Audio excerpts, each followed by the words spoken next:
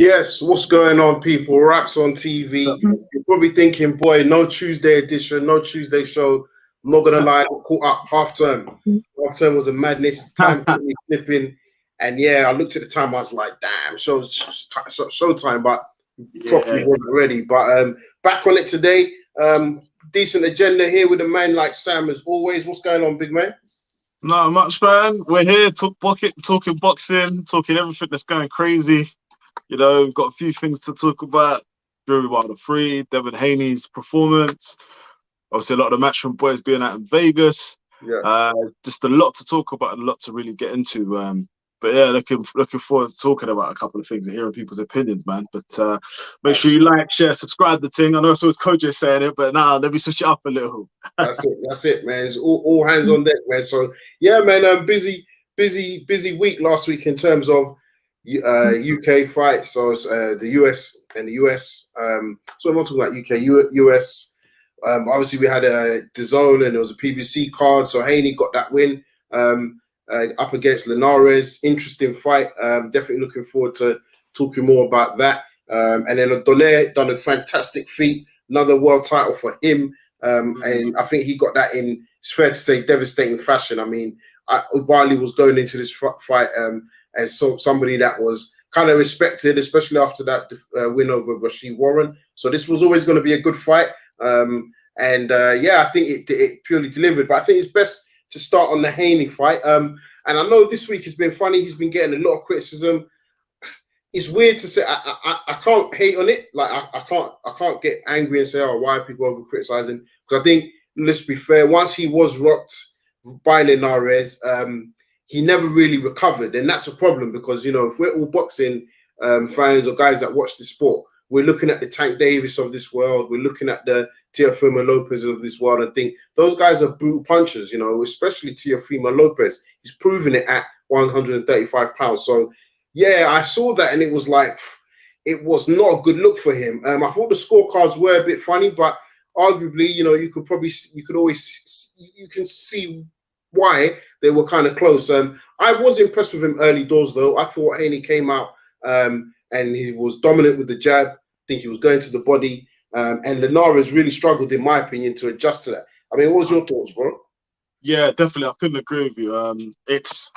I felt Haney did his thing first half of the fight, and then when he obviously got rocked, I think that was a big test for him. But I mean, look, Devin Haney gets a lot of stick because he does talk the talk, and to be fair, we got the email champion stuff as well, which hasn't really helped him. But at the same time, we've got to look at people like Ryan Garcia who got rocked.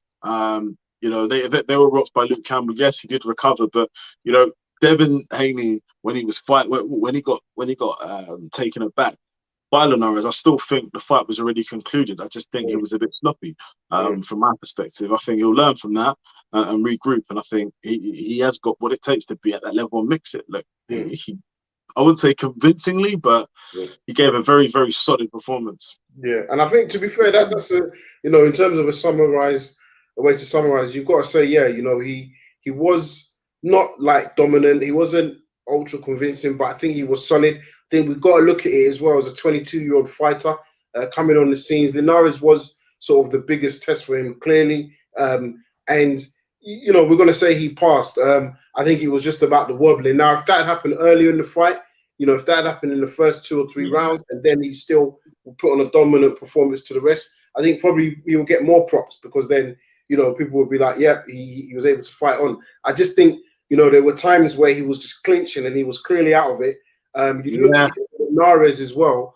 And I know some people are criticizing that. And again, I see where this sort of speculation is coming from with Linares. But I think also I just think the old man in him, like energy-wise, you know, stamina-wise, maybe he's not going to be able to like capitalize. We've seen it plenty of times in the past where the older fighter just can't capitalize once he's got a guy hurt, you know. And it was literally one of those things for me. I just felt Linares didn't have the steam or the energy to just say, right, like I've got him, let me set up a couple of more traps. Because, you know, which was relatively smart from Haney, he got inside the clinch, you know, and then he's obviously using his power to prevent Linares from pushing him off and being able to counter or land 1 or 2 shots or work the body. So I think, yeah, people have to just kind of like simmer their criticism personally. I think he can go on. I do think, though, for him getting into the big fight might be the challenge. I don't know whether Eddie Hearn's going to back it. I don't know if the Zone are going to back it. And, you know, you look at where could he go? You know, who could be a big fight for him next, bro? Who would you say? What, for Haney? Yeah. Who else really is there besides Teofimo, man? Yeah. I mean, it has to be Teofimo, right? Really? No, there's no other way. He's got the rest of the belts. He's Yeah. considered the guy. There's still this kind of dispute between the WBC and Ema being Ema. Just put it on. I think Teofimo showed he's not scared to risk it all. I think Devin Haney needs to show, and it's about time that he shows everyone what he's made of. I mean, he is talking about how he wants to fight the best, and this is the opportunity. But at the same time, Devin Haney ain't got much to lose. He's 22 years old. He's a young guy. So that's why he should be taking these risks. Yeah. That's how I feel anyway. But I don't know. I think I don't know. Bob Arum and Eddie Hearn do good business, I feel. Yeah. I feel they do good business. So I think, that fight would definitely happen. I mean, but that's if Teofimo's still with Arum. I think there's strong rumours and a strong chance that he won't be fighting on the Top Rank. I think we'll see what happens with Triller. But I really wouldn't be surprised if he tries to buy himself out of his contract. Now, I don't know if there's a financial figure linked to it, but, you know, I really wouldn't be surprised that we don't see him fighting on Top Rank. I'll be real with you. I just think bro. I just think at the moment, you know, there's a lot happening there, and I think, you know, Top Rank need to show that they can deliver the big fights. Now, arguably, everyone will say, well, he got the Lomachenko fight. That is true. There was no rematch clause. Is that because they thought Lomachenko would win? Who knows? Even when they bid and how easily they were outbid on this fight, with this Kambosos fight. You got to say, are they putting the money behind him? That's before we start talking about guys like Crawford. You know, I think Top Rank need to show what they can do for Crawford to even convince Teofimo Lopez that, listen, staying with us is the thing, because you can't argue. Sorry, you can't believe that Hearn won't put good money for Teofimo. He's done it already. Tried to win the bid. Yeah, no, of course. I think if they're smart, they haven't got the money like they used to. Still got money, but they haven't got that kind of money they're spending when they wanted to be disruptive. I think back then, if Teofimo had done what he did and he had that contract, I think Eddie Hearn would have just said, "Look, we'll buy you out your contract. You got to sign with the Zone for X amount of time." But no, it's gonna be interesting. Do you think Uncle Al's sniffing around Teofimo? I wouldn't be surprised. I wouldn't be surprised. I mean, I think everyone will probably see what numbers Triller does, but I wouldn't be surprised. Why not?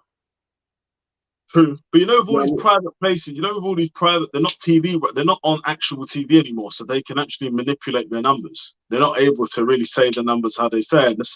You see, you can't get away with being on Sky and whatnot because they've got TV regulation. But Sky only release the numbers when it suits them. Like, it's not. I can't say it's not impossible, but you got to do a lot of digging to get Sky's numbers. Yeah, no, exactly. But even then, they still have to release it because it's part of a regulation. Now all these guys are streaming platforms and whatnot, they're privately owned companies. Yeah. They have no right to reveal stuff whatsoever. I was even watching YouTube, an IFL interview with Joe, that EVP guy, Joe Markowski. He's the business behind the whole thing, and he was basically saying that he puts a lid on Eddie speaking anything about any numbers. He's like, why does he need to do that? When they're ready, they'll do it. But until then, numbers are still. She's like, all you need to know is that we're growing healthily. And I think that statement rings about as true as keeping a lid on Eddie. Yeah, yeah, sure. Bro. We believe you. But yeah, so I think that's going to be interesting. Bit of rumors. I don't know if you saw. I say rumors. Bit of online beef. We'll have a bit of online beef. Canelo versus De La Hoya. Very interesting. Very interesting. Payday. You want payday. Man, do me a favor, please. Payday. You want payday. I'll tell you, I know that, bro. You know, the best thing in all of this, I'm not going to lie, is that let's say some of us guys that have been saying, look, De La Hoya is salty for years. people have taken it his word as the gospel and blah blah blah. Now, like I guess because we couldn't envision that we would see this level of saltiness towards Canelo. Do you know what I mean? And a guy they worked together for quite a long time. But take it back, like it worked a long time with Mayweather. Do you know what I mean? Of course they fought, so it's slightly different. But the level of saltiness within this guy is unreal. I mean, to now suggest that he's scared of Charlo, you know, I think that's a tough fight, but I don't believe he's scared. To talk about what he's not doing right, I mean, again, it's irrelevant because how many fights is he winning? He's not coming up against Mayweather all the time. So I just thought it was absolutely hilarious. For me, I want to see how this plays out because we're going to get into that realm soon where, you know, not that there's going to be any beef, but I mean, they're going to be seeing each other in venues, and ultimately De La Hoya is going to have to just put a line on it. We saw, I think it was last week on Bernard Hopkins, he saw Andrade, and he said to Andrade, listen, he ain't going to fight you, So it's like, how are you guys saying all of this smoke now? Like, you're incredible. You were the brains behind the team. So, and with all respect, he fought Mayweather and he fought Mosley. So you can't tell me that he's not going to fight these guys. Like, he's scared of them. I don't believe it. Yeah, no, salty. Oscar's lost the plot a little bit. Like Dana White says, too much coke. I hope he's actually okay because this doesn't look like someone that's a stable businessman. It seems like someone that's looking for a cry for help, personally. But it is quite interesting to see, and I just love the fact Canelo's like on this whole no bullshit, no nonsense. Before I was kind of thinking he was turning into like how Joshua was back in the day, kind of, you know. God is all love is war and all this kind of good political stuff. But now he's on the politically incorrect side. I like it when he just chat shit, man. I love the Canelo like that. I think everyone likes this new Canelo. I mean, look, that's with fighters, right? Even let's be honest, with Joshua recently with the whole Fury Twitter spat, like that's what we want to see. I know people will be like, "Oh, be professional, be businessmen, be gentlemen," but it's not even the selling, bro. Because some fights don't even need any of that to sell. But it's more about, it's not what we want to see. Like, real talk. What we want to see is you letting him know what you're going to do and him saying the same and you guys just going back and forth. Like we want to see chairs being thrown. You want to see like the verbal. You know what I'm saying? It makes it all a bit exciting. But before we move on, got to big up Ramla Ali, who got on the car last week, 258 girl. Yeah, she done well. I thought it was she was very early, so that was quite handy. That in terms of watching the fight, I thought she done okay. To be fair, I watched the way she was kind of like keeping her opponent at bay. She was able to land some big shots, as we can see here. I do think she's actually quite a good fighter, and I think moving forward, it's going to be interesting how they sort of manage her and matchmake her. But yeah, good performance from her overall, and a great opportunity to sort of have that fight over in the States. Also we've got to talk about, as I said, Haney Donaire. What an absolute boss. I mean, this guy levels like upwards and onwards, man. Think, bro? Talk to me. Concussive, great performance, man. Unbelievable performance. I think he's now, what is he? What's his record now? Do you know? He's not undefeated. I mean, yeah, I'll be honest, I don't know. But I mean, thinking that he lost to Rigondeaux and, you know what I mean? Yeah. Obviously, he lost to Inoue and he just bounced back. What a boss. No, done unbelievable. Big up to him. I think he's solidified himself in the boxing history books. And yeah, bro, I've got not much to say really about that. It's just phenomenal. It's just great to watch. Yeah. Great to watch and great to watch, man. It's just it's refreshing. It reminds me that, you know, boxing is real boxing. That sweet science is the sweet science, and hard work pays off. I like all this YouTube shit. I mean, on that though, we might as well start. I would have said the main man, but he used to be the main man. You see the lineup this week's thumbnail. Ooh. On Logan Paul. I prefer him about hair, you know. I prefer him about hair. Why has he got? He's got some little like world patch shit going on. Bro, just stay bald, man. But the thing is, you say that there, but when you're bald, You miss your hair, mate. Trust me. you can still have a full set of head, so you don't worry, bro. It's like me. I used to wear fresh trims all the time, and then once I used to grow my hair, but yeah, I couldn't get a full crown. And yeah, bro, trust me, it's you do miss it. So yeah, Why's remembering that? trust me, bro. I'm telling you. But I know that because I know he went to Turkey. He done a Turkey job out there. So yeah, what can you do, man? He's got the money, I guess. But yeah, back to the fight though. I mean, I don't know if you've seen the Showtime. Showtime have done their preview. So clearly they showed the gotcha hat stuff and the whole playing on the drama, bro, this fight is very weird, I gotta be honest. Like on levels of I don't hate on people fighting and all these exhibitions but I'll be honest, I don't hate on it. But it is weird because it's like, yeah, Mayweather is like top boxer, and it's like what is apart from the money, there's nothing out of this. So you kind of like, do you know what I mean? And I do think in the shadow of Spence and Pacquiao fighting, and I believe Pacquiao's fighting for totally different reasons. But you're kind of looking at this and you're like, yeah, what's the point? Like, no, of course, man. But May just likes numbers. He has no shame. He doesn't care. yeah. He's like, you can't even come at him for his boxing credentials because he's beat everyone that's been put in front of him. So it's like even the guy we celebrate, Canelo, he gave him a boxing lesson, the same alleged lesson that Billy Joe was supposed to give him. So he's just like, I'm just here to get his money. I'm just here to mock and just fool around, really. But I think this fight's not really going to be for the casual, for the new boxing fans or the hardcore fans. I think it's just one for the YouTubers to be able to watch in Showtime to get their numbers up. That's what it is. It's a cost exercise, it's a money exercise. I mean, that's a good point because it's not. It really is. It's like you would even argue that this is one for like, I don't know. This is one for Logan Paul's fans. Of course it is, man. It's all for them lot.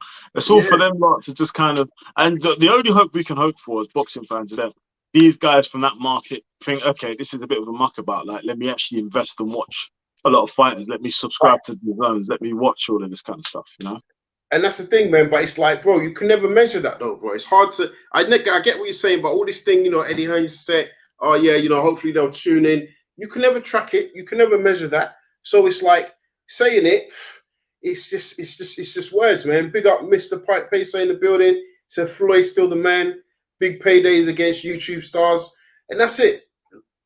It's just big paydays. It's literally just big paydays against these YouTube dons, and you say to yourself, yeah, let's see. But it's weird, even bro, when you check it, it's like for us, it's a Sunday. So it's the early hours of Sunday morning. Like, it's not like a Saturday night fight. Are you going to stay up to watch this? These YouTubers and gamers will. I ain't. But I'm saying, would you? Never.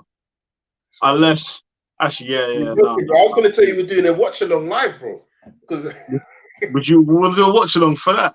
Bro, yeah. You know how deep it is, yeah, bro. I'll be real. If it wasn't for like the whole COVID stuff, I would have been like, I'll go out there. Oh, you know what I mean? Like, if you look at it, like any of us guys on boxing platforms, like this is the week. If you really just want to get your numbers up, they might not even come back. But sometimes all that counts is what the subscriber looks like. When your subscriber list is like 10K plus, people just think, oh, something's popping here, so they subscribe kind of thing. And you're like, this is the week to get a different type of platform. I think this year, if I were to talk about events, I think this event and the Pacquiao Spence event, I think and I hope the UK boxing platforms really the one, and I'm talking the big boys because they can afford to do it.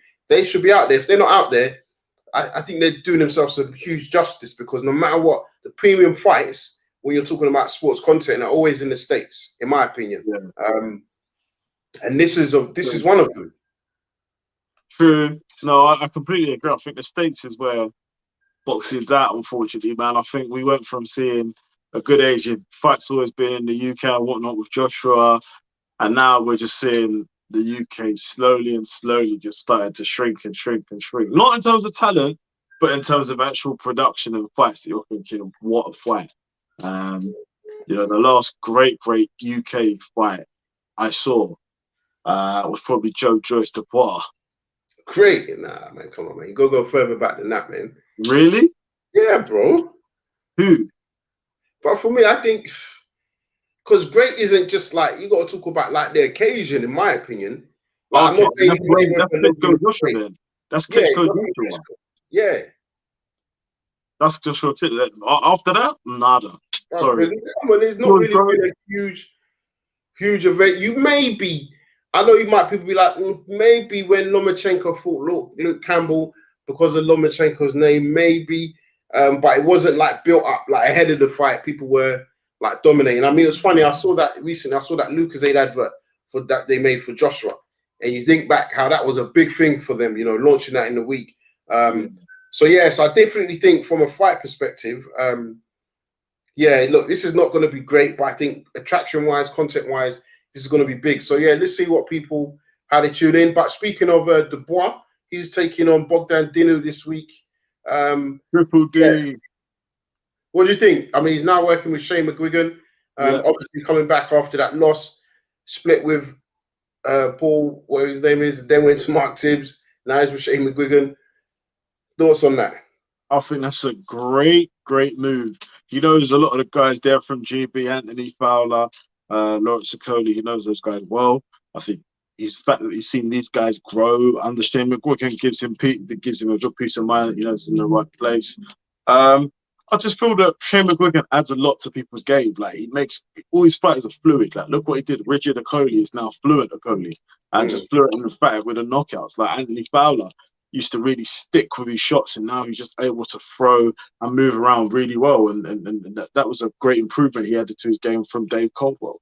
I'm looking forward to seeing this new 2.0 Daniel Dubois. I think Shane McGuigan would really like to work with someone like a Dubois. And I think, you know, if they were to, I kind of feel that if Dubois was under McGuigan's guidance over the years, I think the fight would have been a very different story against Joyce, personally. Yeah. I know people say you can't really say that and it's crazy, but I personally do believe that. I feel that Shane McGuigan adds things to games that, you know, it's right. I know what you mean. I think Joe's pedigree, when you look back, I think it was always going to be a tough task for him. And that's not even a slight, because I do think now we look at Joyce, it's going to be tough for a lot of fighters. Yeah, I think this is going to be good for him. I think he needed the loss anyway, because as much as you say, you know, he could have improved him, I think his amateur background and pedigree wasn't really like lengthy enough. So I always feel that like he would have come up short. So I think now, you know, you take the loss, you know, you dust it. There's nothing more than a big learning. You know, you go into gut fights like Bogdan Dinu, and you now have to say to yourself, what's the point of taking this guy out in 3 rounds? Like, what do you learn? You know, you get behind the jab, like you said, you work on that head movement, and it's very early days, so we probably won't see that incorporated this weekend. But the main thing you do want to see is that, you know, that he seems to be responding to Shane's advice, and like you hope that's what you see on Saturday night. So yeah, I'm looking forward to seeing what Dubois does. I think he's actually got the perfect excuse if you look at all the titles and where they are. I mean, Frank Warren saying, "Oh, he should be in line for title." Done that talk. I think literally we should be saying to each other. They should be saying to each other. Sorry, like what's the 2-year plan? You know, it's 2021. By 2023, how do we get into a position to fight for titles? You know, what's the crop of heavyweights going to look like at that time? Okay, you might have the same big 3 names, but they're going to have the same energy. Like take a lot of fights that get a lot of learning curves. You know, you look at the Nathan Gorman fight. Nathan Gorman says that, you know, he had issues going on. He wasn't fully focused. All right, take that fight on. Show how you beat him with a jab and replicate that again. You know, there's a couple of other guys there. So for me, I think, yeah, Dubois, I do think McGuigan is a good move. Look forward to see how that progresses and what happens going on from there. Bro, I was going to say to you as well, man, I don't know if you saw the John Fury interview, man, on BT Sport. No, I didn't. You know, we'll go on to John, but afterwards you got to talk about Frank Warren's interview as well. But Frank Warren's interview regarding IFL, regarding the whole arbitration dispute. Yeah, that's because it's linked to John Fury's comments. Yeah. John Fury's basically, which I think is rightly so, basically saying Tyson's got a bunch of yes men, that the way the contract was just put under his nose made to fight. Huh? Tyson Fury said Tyson Fury's just got like 20,000 yes men around him. That he even said to him, he said, Tyson, be careful. be careful out there. He's like, why is he fighting Deontay? Give up the belt, come back, let's do the Joshua fight. Like, it was big, and it was only about 7 minutes, but it's probably the realest 7 minutes of boxing we've seen, in my opinion, for a long time. Yeah, like, no, even Joshua must have tweeted or put something on social saying that he bro. likes John Fury. He'll go for a drink with him one day. Yeah, bro. It was quality. So, yeah, I saw Frank Warren's interview. Actually, I saw two. He did 1 minute seconds out today, and IFL. I didn't find anything. I mean, I just think, yeah. What was your thoughts on the interview? No, I think Warren's actually quite smart man. I don't know why people shit on him so much. I get he's a bit dodgy sometimes. It can be a bit controversial, but in terms of what he was saying about the arbitration and contracts and stuff, I don't see much was wrong with what he said. Obviously, everyone's listening to how Eddie speaks, but you know, there is evidence to show that Frank Warren spoke about nothing is finalized until the arbitration ruling. He did say that last year. He did say that last year, and he said it's not that he's being negative because he wants to fight as well because he knows he's getting some BT pay-per-view money. You know, he wants that to happen, but it's got to be happening on the right way and how he's doing it. He said this is why you piss people off. The arbitrators are probably thinking you're in my house trying to rule something and think you already know my judgment. Nope. Zeke gonna turn it on his head. There you go, Wilder. It's like your time to shine. You know? Do you know what I'm saying? Like, especially in America, you know how Americans don't like. You know the Americans don't like Eddie Hearn. Yeah, I think you're right with the talking. I mean, I always say that. I mean, like, just keep calm, keep quiet. But on that, you mentioned the man himself, Wilder. Obviously, we're waiting for the full official announcement, but it's more or less agreed. We've seen the contracts being signed. Wilder's been putting out quite a few videos. He looks serious, man. He's built a gym in the backyard. He's got the cold chamber in his house as well. Yeah. You're seeing a lot of the work with Malik Scott. Nothing that is massive improvements. But what I will say, I do like the speed of certain combinations. I think a lot of what is going out is for show. And on top of that, he did an interview. So guys, check it out. It is quite long. He did about an hour interview with 78 Sports TV. Himself, that's Deontay Wilder, and Malik King Scott. And they spoke about a lot of things. And I found it, again, quite interesting because, you know, he wasn't massively saying... he's massively saying it's about his Wilder and Ali and the similarities, but that is one of the little things that got picked up and people ran with it. I see DS in the building. Yes, DS, Dean. What's going on, man? On Wednesdays now, no, just a one-off, brother. I'm sure you may know this. Half-time got the half-term got the best of me yesterday, so we had to relocate. But next week we're back to Tuesdays. Hope you're well. Good to see you in the chat as always. But yeah, bro. So for Wilder. I find it quite interesting, and I also like the fact that Fury now has kind of gone off social media. So I do think, I'm not going to say he was getting bored, but I think like he just needed to switch off. He needed to just unplug. Do you know what I mean? He was just doing a little bit too much. So I think it makes for, again, a big fight, man. I can't wait for this fight. And, you know, whilst I do think Fury will probably win again, I think even if you're Wilder and you look at this and you say, you know what, of course, you're going out there for the win. But I don't care. If Wilder is able to finish the fight on his feet, like, it's a tick in the box for him. Like, he's still showing he's tough. Of course, he wants the belt, no doubt. But I still think a 12-round loss allows him to kind of, you know, still build on. Big one, man. I can't wait for this fight now, bro. Press conference is going to be very interesting. Yeah, bro. The press conference. Conference going to be mad. But that you know the worst thing is, you know, I'm certain because I think Tottenham, they're gonna stream that, bro. That, like, I mean, might as well do a watch along for that. Yeah. I can imagine the way it's gonna be. It's gonna be so tense. Hopefully, she says Fury was back on Twitter hours after he announced that hiatus. Oh my god, you're joking! I didn't even check. I didn't even know that. I didn't follow the Donny that. Oh, you see what I mean? Yeah. I like Tyson, but the hypocrite in him is unreal. Yes, DS, he said that press conference is going to be evil. Trust me, not just evil, but like, you know what? I reckon there's going to be beef. There's going to be beef. It's gonna go off. Somebody's going to stick it on somebody, innit? I'm looking forward to it as well. I think it's going to be interesting to hear a lot of things and see stuff. But yes, Apia. Big up yourself, man. Tuned in as always. Love that. Respect. Yeah, so that's gonna be huge, bro. Like I said, like you said, we got to get ready for that.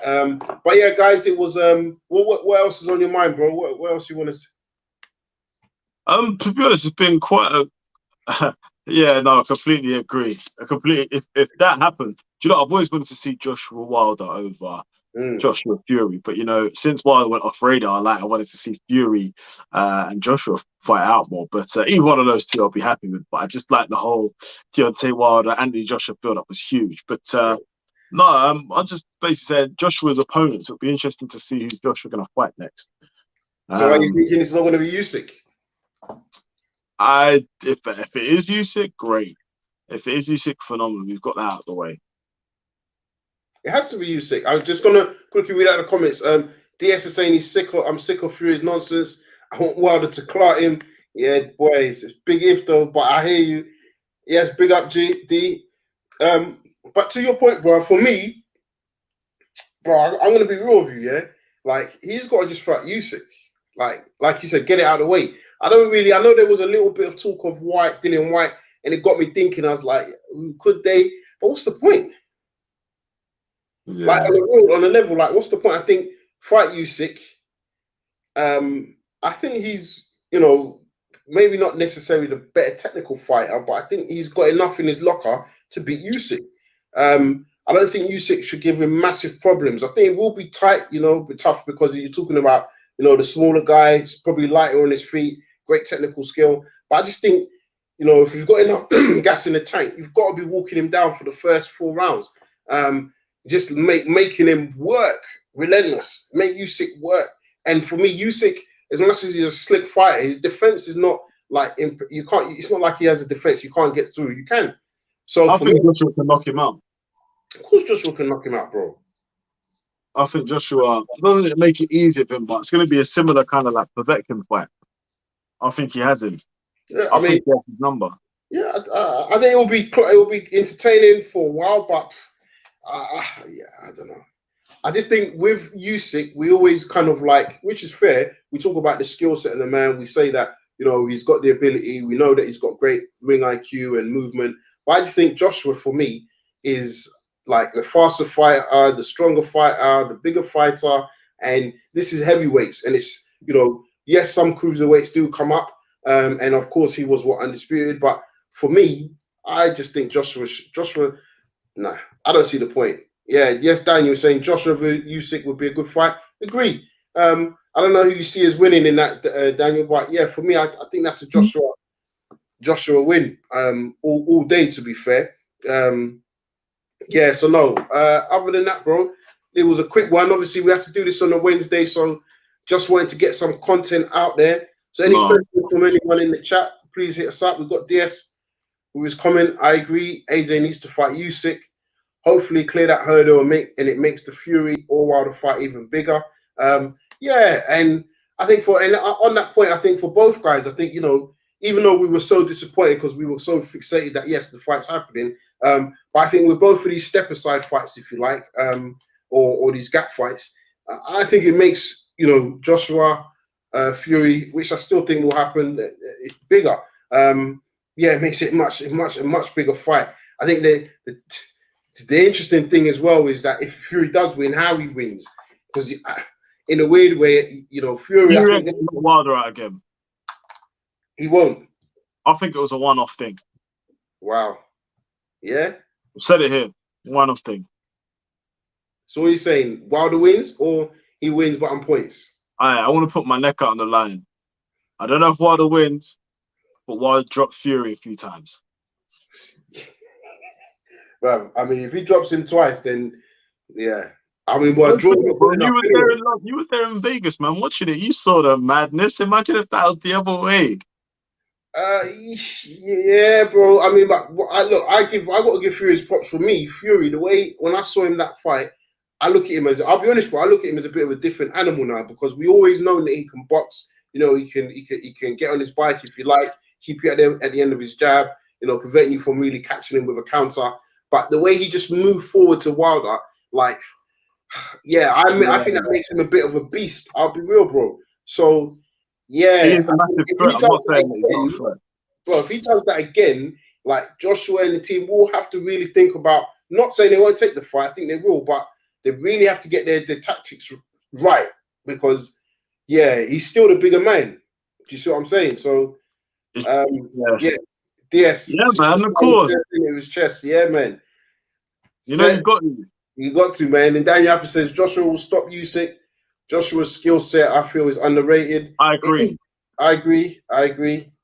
And I hate the fact people call him a bodybuilder and whatnot. It's frustrating. Don't get me wrong. He was pumping the weights a bit. I think he was a bit big for the Takam fight. I think he was huge for the Takam fight. But at the same time, he was expected to fight Pulev at the time Takam joined. Takam came in late. But I think since the loss to Ruiz, he's gotten a lot slimmer, man. Yeah. Slimmed down.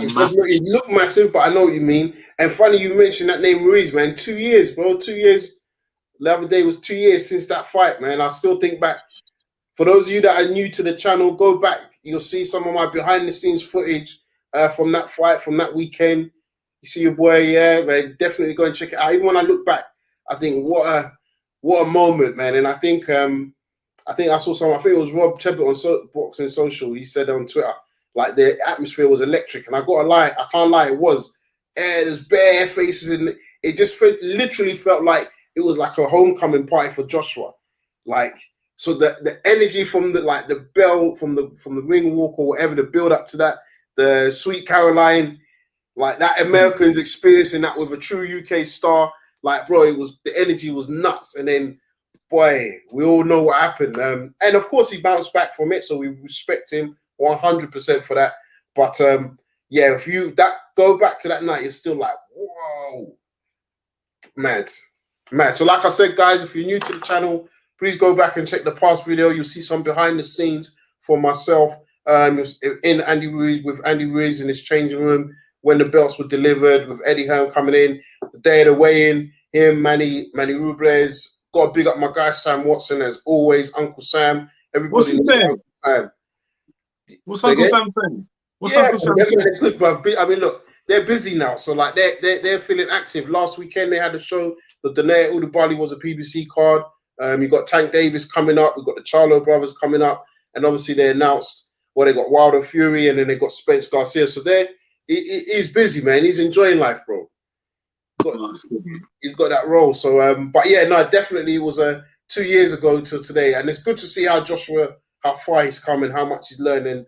I think most people would agree, like the Joshua we see before us now is the guy that we really like. So yeah, no, appreciate to see that his growth. But listen, guys, like I said, it was a quick one for Wednesday, so we're gonna have to bounce out. But like I said, you see the graphics, Wraps on TV. Subscribe, turn on that notification bell.